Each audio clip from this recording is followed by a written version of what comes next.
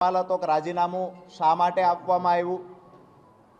ઘણા બધા લોકોએ સૂત્રો દ્વારા મળતી માહિતીઓ સાચી અને ખોટી ક્યાંક ને ક્યાંક પીરસવાના પ્રયત્ન પણ કર્યા। ક્યાંક ને ક્યાંક ખેડૂતોના મનમાં પણ એક શંકા ઉપજી, ખરેખર વાસ્તવિકતા શું છે, શા માટે રાજીનામું આપવું જોઈએ। તો આજે પ્રેસ વાર્તાના માધ્યમથી, આપ સૌના માધ્યમથી ગુજરાતના તમામ ખેડૂતો સુધી રાજીનામાના કારણો પહોંચાડવાના પ્રયત્ન કરવાના ભાગરૂપે આજે આપણે મળ્યા છીએ। ખાસ કરીને જેલવાસ દરમિયાન, આમ તો હું જ્યારે જેલમાં હતો ત્યારે ઘણી બધી પોઝિટિવ, નેગેટિવ તમામ પ્રકારની વાતો અંદર અને બહાર થઈ છે। ક્યાંક ને ક્યાંક મૂળમાં જઈએ તો રાજુ કરપડાની શરૂઆત ક્યારથી થઈ? તો 2017-18 થી ખેડૂત એકતા મંચના બેનર નીચે મેં જાહેર જીવનની શરૂઆત કરેલી। ત્યારથી ખેડૂતોના મુદ્દે લડવાનું ચાલુ કરેલું। 2021-22માં આમ આદમી પાર્ટીમાં જોઈન થયો, ત્યાં પણ ખેડૂતોના મુદ્દે જ હું લડીશ આવી શરતથી જોઈન થયેલો। 2025ના એન્ડ સુધી, એટલે કે હળદરની ઘટના સુધી આમ આદમી પાર્ટીમાં પણ રહીને ખેડૂતો માટે મેં કામ કરવાના તમામ પ્રયત્ન કર્યા। આ સમયગાળા દરમિયાન ક્યાંક ને ક્યાંક જ્યારે હું બિન રાજકીય રીતે ખેડૂતો માટે અવાજ ઉઠાવતો, ત્યારે પણ ખેડૂતોને પાક નુકસાનનું વળતર અપાવવામાં, જમીન સંપાદન થતી હોય તો યોગ્ય વળતર અપાવવામાં, હાઈ ટેન્શન લાઈન નીકળતી હોય તો એના માટે પણ લડાઈ લડ્યા। કચ્છમાં પણ લડ્યા છીએ, મોરબીમાં પણ લડ્યા, હળવદના ખેડૂતોને ન્યાય અપાવવા માટે લડ્યા, સુરેન્દ્રનગરના ખેડૂતોને 2018 થી 25 સુધીમાં પાક નુકસાનનું વળતર 5 વખત અપાવવામાં સફળતા મેળવી। મૂળી તાલુકામાં સિંચાઈનું પાણી સ્કાવરવાલ ખોલાવવા માટે સતત સંઘર્ષ કરી અને 3 વર્ષના અંતે સ્કાવરવાલ ખોલાવવામાં સફળતા મળી, જેના કારણે દર વર્ષે અત્યારે તળાવો ભરાય છે। આ વાત એટલા માટે હું કરી રહ્યો છું કે હું જ્યારે કોઈ પોલિટિકલ પાર્ટી સાથે નહોતો જોડાયેલો ત્યારે પણ ખેડૂતો માટે અવાજ ઉઠાવતો, ત્યારે પણ ખેડૂતો મારી સાથે જોડાયેલા હતા। હું આમ આદમી પાર્ટીને મજબૂત બનાવવા માટે ક્યાંક ને ક્યાંક મને જે થયું કે કોઈ પાર્ટી સાથે હશું તો આથી પણ મજબૂતાઈથી લડાઈ લડી શકાશે, એટલા માટે આમ આદમી પાર્ટી સાથે હું 21-22માં જોડાયો। પરંતુ 5 વર્ષના સંઘર્ષ છેલ્લે જ્યારે હળદરની ઘટના ઘટી તો મને થયું કે ખરેખર દિવાળીએ ખેડૂતો, નવા વર્ષમાં જે ખેડૂતો જેલમાં હતા, ખેડૂતોની સાથે હું પણ જેલમાં હતો, કડદા પ્રથા નાબૂદ કરાવવાની લડાઈ, ક્યાંક ને ક્યાંક લડાઈમાં સફળતા મળી, પણ દુઃખ એ વાતનું થયું કે જો રાજુ કરપડા કોઈ પાર્ટી સાથે જોડાયેલો ન હોત, જો રાજુ કરપડા બિન રાજકીય રીતે આ લડાઈ લડ્યો હોત તો કદાચ 307 જેવી કલમ અંતર્ગત ગુનો દાખલ ન થયો હોત। ક્યાંક ને ક્યાંક મને એવું દેખાણું કે બે પાર્ટીઓની રાજકીય લડાઈમાં અમારા ખેડૂતો ભોગ બન્યા। દુઃખ ત્યારે થયું કે જ્યારે ખેડૂતો અંદર હતા, 68 ખેડૂતો જેલમાં હતા, એનો પરિવાર ખેડૂતોની રાહ જોતો। મને ખેડૂતો જ્યારે પૂછે કે રાજુભાઈ જામીન ક્યારે મળશે, ક્યારે અહીંથી છૂટ, જ્યારે ખેડૂત પૂછતા ત્યારે આંખમાંથી આંસુ આવી જતા। ક્યાંક ને ક્યાંક એ દુઃખ થતું હતું કે ખોટા કેસની અંદર 3 મહિનાની બદલે 3 વર્ષ રાજુ કરપડા અંદર રહેશે તો મંજૂર છે, પણ જે ખેડૂતોએ ક્યારે પોલીસ સ્ટેશન નહોતું જોયું એ ખેડૂતોએ જેલમાં જવું પડ્યું, અને એ ખેડૂતોની પાછળ જે મહેનત કરવાની વાત હતી, એ ખેડૂતોને છોડાવવાની વાત હતી। તો જ્યારે આજે ઘણી બધી ગઈકાલથી હું જોઉં છું મીડિયા સામે આવીને સાફ સફાઈની વાતો આમ આદમી પાર્ટી દ્વારા પણ થઈ રહી છે। મારું સ્પષ્ટ રાજીનામું આપતી વખતે એક વાત હતી કે જે મોઢેથી પાંદ ચાવ્યા છે એ મોઢે કોલસો નથી ચાવવો। જે પાર્ટીને મજબૂત બનાવવા માટે થઈ અને ક્યાંક ને ક્યાંક મેં મારા પરિવાર કરતાં, બાળકો કરતાં વધારે સમય આપ્યો છે પાર્ટીમાં કે આમ આદમી પાર્ટીને મજબૂત બનાવી શકાય। આપ સૌએ અને ગુજરાતની જનતાએ જોયું છે કે વિસાવદરની ચૂંટણીમાં ગોપાલભાઈને જીતાડવા માટે હું પોતે ઉમેદવાર હોય એવી રીતે રાત દિવસ મહેનત કરી અને જીતાડવાના પ્રયત્ન કર્યા। જ્યાં સુધી પાર્ટી સાથે રહ્યો ત્યાં સુધી વફાદારીથી રહી અને પરિવાર કરતાં વિશેષ મહત્વ આપીને પાર્ટીને મોટી બનાવવાના પ્રયત્ન થયા। પરંતુ હું જ્યારે જેલમાં ગયો અને જે મને કડવો અનુભવ થયો કે પહેલી મુદત હતી અમારી 27 તારીખે, જે દોસ્તો તર્ક વિતર્ક કરી રહ્યા છે, જે સફાઈની સુફિયાણી વાતો કરી રહ્યા છે, એને ટૂંકમાં કહીશ કે 27 તારીખ 27/10/2025 રોજ પહેલું 12 ખેડૂતોના જામીન મૂકવામાં આવેલા. એનું પહેલું હિયરિંગ હતું 27/10/2025. વકીલો દ્વારા, પાર્ટી દ્વારા વાતો કરવામાં આવતી કે હાઈકોર્ટના સારામાં સારા વકીલ હાજર રાખવામાં આવશે, ચિંતા ન કરતા. જેલની અંદર રહેલા ખેડૂતોને હું કહેતો હતો કે તમે આવતીકાલે છૂટી જશો, ચિંતા ના કરતા, આપણા સારામાં સારા વકીલો આવવાના છે. મને 27 તારીખે ખબર પડી કે પાર્ટી તરફથી સિંગલ વકીલ ત્યાં હાજર નથી રહ્યો. એકદમ નાના વકીલે દલીલ કરી છે અને ખેડૂતોના જામીન નામંજૂર થયા છે. ખેડૂતોએ જ્યારે મને પૂછ્યું પાર્ટી તરફથી વકીલ હાજર હતો, હું ખેડૂતોને જવાબ નથી આપી શક્યો.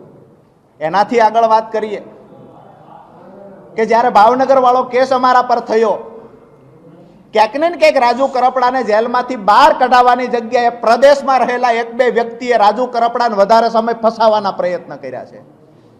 મને ફસાવે એનાથી મને કોઈ દુઃખ નહોતું, અફસોસ નહોતો. કદાચ હું એમનો હરીફ બનીશ ભવિષ્યમાં, આવું સમજીને ફસાવવાના પ્રયત્ન થયા.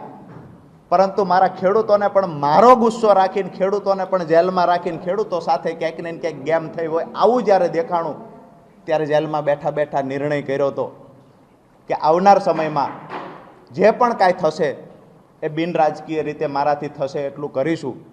અને જ્યારે પણ કોઈ એવું કહે છે કે ખેડૂતોનું અમે આ સારું કામ કરીએ છીએ, તો કોઈ પણ પાર્ટીના લોકો સારું કામ કરતા હશે, પછી સત્તામાં રહેલા લોકો હોય કે વિપક્ષમાં રહેલા લોકો સારું કામ કરશે, તો એના જાહેર મંચ પરથી વખાણ કરીશું.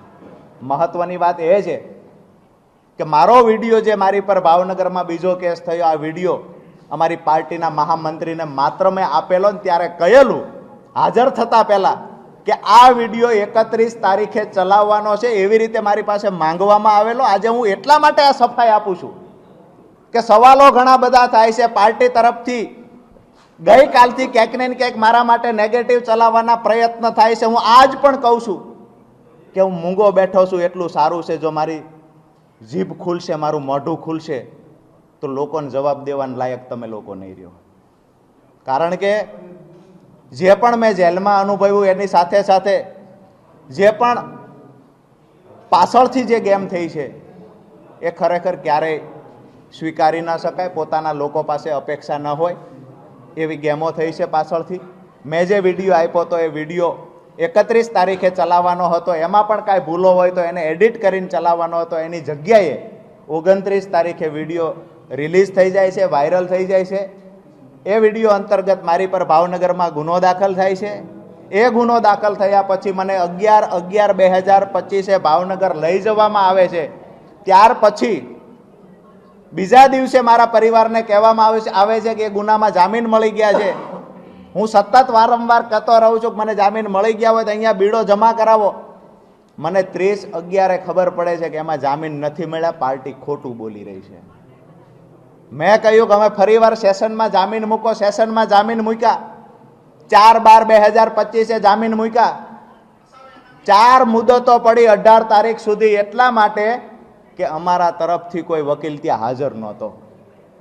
વિષય એ છે કે કાયદાની વાતો કરી, કાયદા કથાઓની વાતો કરી અને લોકોને સલાહ આપનાર વ્યક્તિ જ્યારે પાર્ટીના પોતાના પરિવારના લોકોને જ્યારે કાયદાકીય રીતે માહિતીની જરૂર હતી, કાયદાકીય સલાહની જરૂર હતી, ત્યારે મૌન થઈને બેઠા છે. ક્યાંક ને ક્યાંક વધારે સમય અંદર રહ્યા હોય તો મને એવું દેખાય છે કે પાર્ટીના અમુક પ્રદેશમાં રહેલા લોકોની નિષ્ક્રિયતાના કારણે અંદર વધારે સમય રહેવું પડ્યું છે. જે મદદ કરવાની હતી ત્યાં મદદ કરવાની જગ્યાએ ક્યાંક ને ક્યાંક નુકસાન કર્યું છે. એટલે મેં નક્કી કર્યું છે કે 2 રાજકીય પાર્ટીઓની લડાઈમાં ખેડૂતોના થતા કામ અટકી રહ્યા છે, તો બિન રાજકીય રીતે ખેડૂતોની સાથે રહીએ અને આવનાર સમયમાં ખેડૂતોના કામ કરીએ. વિષય એ છે કે કોઈ લોકો ગઈકાલથી એવું પણ ચલાવે છે કે રાજુ કરપડા ઉપર કોઈ એક કેસ છે, 2 કેસ છે, જેના કારણે રાજુ કરપડા ડરી ગયા. આ કેસ 10 વર્ષ જૂનો કેસ છે અને ત્યાર પછી હું જાહેર જીવનમાં આવ્યો ને ડંકાની ચોટ પર હળદરના કાર્યક્રમ સુધી હું લડ્યો છું. ક્યારેય મારા ચહેરા ઉપર કોઈ કેસનો ડર દેખાયો નથી. અને જેલનો ડર નહોતો રાજુ કરપડાને પહેલાં કે નહોતો આવનાર સમયમાં. હું આજે પણ કહું છું કે જ્યારે ખેડૂતો પર અન્યાય થશે તો બિન રાજકીય રીતે આંદોલન રાજુ કરપડા કરશે. જ્યારે પણ ખેડૂતોનો અવાજ આવશે કે અહીંયા અમારે મદદની જરૂર છે તેને ખંભે ખંભો આપવાની તૈયારી રાજુ કરપડાની છે. અને જે લોકોને ડર હતો કે આંદોલન દરમિયાન કેસ થશે એ લોકો તો હળદળથી આવવાથી દૂર રહ્યા છે. અમે ખેડૂતોને કમિટમેન્ટ આપ્યું હતું હું હળદળમાં આવીશ અને હું એન કેન પ્રકારે હળદળ પહોંચ્યો છું. એટલે જૂના કેસની કોઈ વાતો કરતા હોય તો લગભગ હું એવું માનું છું કે રાજકીય પાર્ટીમાં જોડાયેલા નેતાઓ 50%થી વધારે એવા છે જેના પર કેસ છે અને કેસ ચાલતો હોય તો એમાંથી નીકળવા માટેના 25 પ્રકારના લોકશાહીમાં દરવાજા છે. જી આગળવાની મેં કોઈ વાત નથી કરી. મારી વાત એટલી છે પ્રવીણ રામે એવું કીધું અત્યારે કે રાજુભાઈ જેલમાં હતા ત્યારે ભાજપના ઘણા બધા કાર્યકર્તાઓ મળવા આવતા, સીસીટીવી જાહેર કરે તો દૂધનું દૂધ ને પાણીનું પાણી. મને કોઈ મળવા આવ્યું નથી, સિંગલ ટાઈમ મળવા આવ્યું નથી. મારી મુલાકાત ઓલરેડી મારા પરિવારને અઠવાડિયે એકવાર આપવામાં આવતી હતી. આનાથી વિશેષ બીજા મારા સંબંધીઓને પણ મુલાકાત દેવામાં નહોતી આવતી. તો ભાજપના નેતા મળવા આવતા, ફલાણા લોકડા ઢીકડા નેતા મળવા આવતા હતા. ગઈકાલથી આજે ચલાવવામાં આવે છે, કેસવાળી વાત ચલાવવામાં આવે છે. મને ક્યાંક ને ક્યાંક એવું લાગે છે કે રાજુ કરપડા આમ આદમી પાર્ટીને મજબૂત બનાવવા માટે 2021થી 25 સુધી કામ કર્યું ત્યારે રાજુ કરપડા સારો હતો. આજે રાજુ કરપડાએ કહ્યું કે મારે આમ આદમી પાર્ટી સાથે અમે કામ નથી કરવું તો રાજુ કરપડા ખરાબ થઈ ગયો છે. સ્વાભાવિક છે કે અન્ય કોઈ પાર્ટીમાં તમે જાહેર જીવનના વ્યક્તિ છો, અન્ય કોઈ પાર્ટીમાં જોડાવાના છો કે કેમ, આ એક સૌથી મોટો સવાલ છે. એનો તમે ખુલાસો. મારી ખુલાસા સાથે ખુલીને હું વાત કરીશ. કોઈ કુલડીમાં ગોળ ભાંગવાની વાત નથી. આવનાર સમયમાં અત્યારે તો અમે નક્કી કર્યું છે કે બિન રાજકીય રીતે ખેડૂતો માટે લડશું. પણ એક વાત ચોક્કસથી કહું છું કે ખેડૂતોના સારા કામ થશે. ખેડૂતો માટે મેં સપના જોયા છે એ જો સત્તા પક્ષ પૂરા કરવા માટે તૈયાર હશે ને તો ડંકાની ચોટ પર સત્તા પક્ષની સાથે જોડાશું.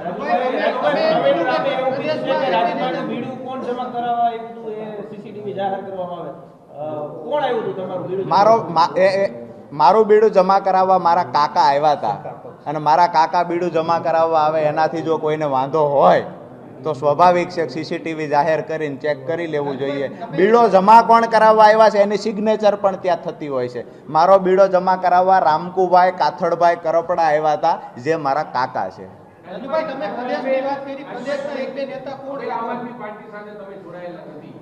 જે પ્રદેશના નેતાઓ અત્યાર સુધીના પ્રદેશના નેતાઓનો વર્તણૂક વિશે તો તમે વાત કરી કે ભાઈ કોઈ મળવા જેલમાં નો આવ્યું, વકીલો નો આવ્યા, પર્ટિક્યુલર જે આમ આદમી પાર્ટીના 5 ધારાસભ્યો છે, 4 ધારાસભ્યો, એ ધારાસભ્યોનું વર્તન કેવું રહ્યું?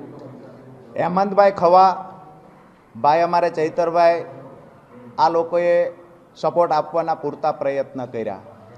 ઈસુદાનભાઈ છે તો એના માટે પણ મને એવું નથી લાગતું કે એને પણ ક્યાંય નેગેટિવ કર્યું હોય.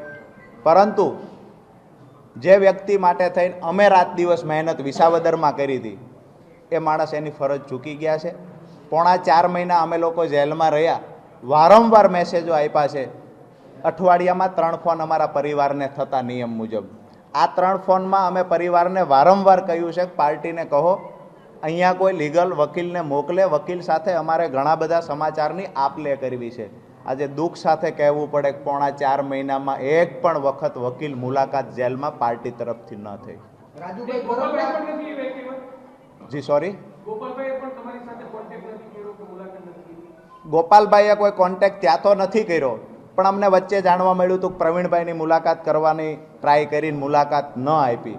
મુલાકાત ન આપી એ ખબર ને એમને ટ્રાય કરીને એ પણ અમે જેલમાં ગયા પછી 2 મહિના પછીની ટ્રાય હતી. આ 2 મહિના સમયગાળા દરમિયાન ક્યાં હતા? બીજું કે એને નથી આવવા દીધા, પરંતુ જે વકીલો પાર્ટી તરફથી છે કમસે કમ વકીલોને તો મોકલવા હતા. એનાથી આગળ વાત કરીએ, અમારા કેસમાં શું ચાલી રહ્યું છે પરિવારને પૂછવાની ટ્રાય નથી થઈ. પરિવારે જ્યારે ફોન કર્યા છે તો એના માટે પણ જે વ્યવહાર ન કરી શકાય એવો બિહેવિયર થતા હોય છે.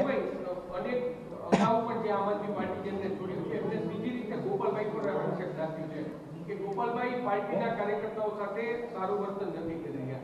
તમારો પર્ટિક્યુલર અભિગમ શું છે? આ વાત સાચી છે કે ખોટી છે? મેં પહેલા જ કહ્યું કે જે મોઢે પાન ચાવ્યા એ મોઢે કોલસો ચાવવાનો મતલબ નથી, પરંતુ પાર્ટીમાંથી જે લોકો ગયા છે એને ક્યારેય લગભગ બીજા કોઈની વાત નથી કરી. શા માટે એને તકલીફ છે એ મને સમજાતું નથી, પણ હું એક વાત ચોક્કસથી કહીશ કે ગોપાલભાઈ આમ આદમી પાર્ટીને ક્યારેય ઊભી નહીં થવા દે. રાજુભાઈ, અત્યારે તમે બોલ્યા કે આવનારા દિવસોમાં સત્તા પક્ષ સાથે જોડાશો, ત્યારે જ્યારે તમે જેલમાં હતા પ્રવીણભાઈ એવું કહે છે કે આ બધાય વાતતું જીતું પાયા ત્યારથી જ મંડાઈ ગયા હતા, ત્યારથી રાજુભાઈ ખૂબ જ ચિંતામાં હતા અને ત્યારથી જ એને બધું આ વ્યૂહરચના બનાવી નાખી હતી. પ્રવીણભાઈ એવું કહે છે કે રાજુભાઈ ત્યારથી ચિંતામાં હતા. મને તો ચિંતા એ વાતની હતી કે પોણા 4 મહિનામાં મારી પાર્ટીનો એક પણ વકીલ અહીંયા મળવા શા માટે નથી આવતો.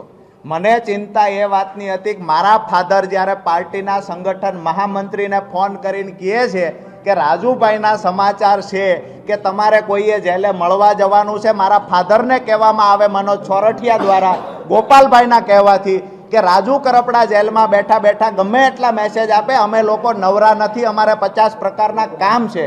દુઃખ મને એ વાતનું હતું. દુઃખને ચિંતા હતી એટલે જ ભાજપમાં આવી. રાજુભાઈ કરપડા આ સત્તા પક્ષ સાથે ક્યારે જોડાશે? આ ટૂંક સમયમાં જોડાશે? બીજેપીમાં જોડાવાને લઈને અફવાઓ ચાલી રહી છે. શું રાજુભાઈ 2027 સુધીમાં બીજેપીમાં જોડાશે કે એકલા લડશે? આજની તારીખે આ માત્ર અફવા છે.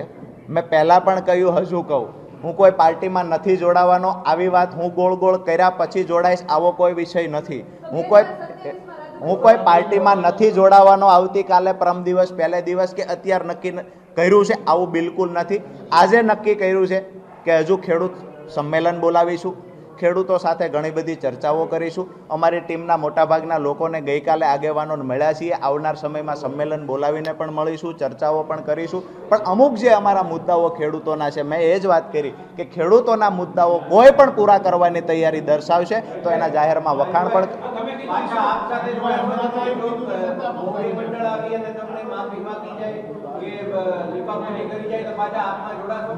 ગઈકાલે રાજીનામું આપ્યા પછી મને સિંગલ ફોન આવ્યો નથી, એટલે એ કોઈ સવાલ ઊભો થતો નથી. તમે ઈસુદાનભાઈના વખાણ કર્યા.